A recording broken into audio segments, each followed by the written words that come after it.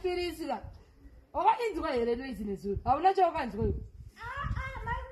Wakainzwa.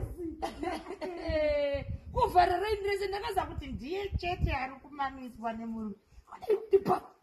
Ndikati zvawana namurangu dhauzi. Anitaidza. Ndeva lockdown yatakadai kuvharirwa nemhandu. Lockdown inotoda vanhu vari kunyatsodanana kwete kuti vari kugarisana. Kwemwana ndakadzwa munhu. Mambama. Apa kwakanyarara kuti zii usiku. Wazombomuona here makuseni anokana panza?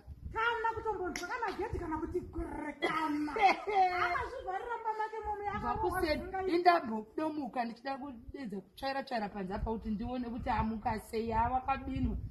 Nyanya kani kutaurisa kuzvinzwa. Kunyanyisa kwatonotika. Ameno mai mwana. Lockdown inoda vanhu vanodanana kwete vanogarisana. Nezuro ndakakudemba. Unoziva ndakati dai ngodhozi pabore kwangu ingori mumazuva nokuti kuti mashotera ari kundita tinomboti tinovada vanhu vaka. Mashotera ari kundita baba vaye mumbomuka. Vaenda ndatombouya. Ndiri kuzorora. Andizorori kuti mhanyani ndiro kumhanya nechi. Ndingozi maiti uri uchingodaidzwa. Hatina kana nguva kana kuti tiwane quality time. Lockdown yacho dai yapera sha. Yapera mai mwana.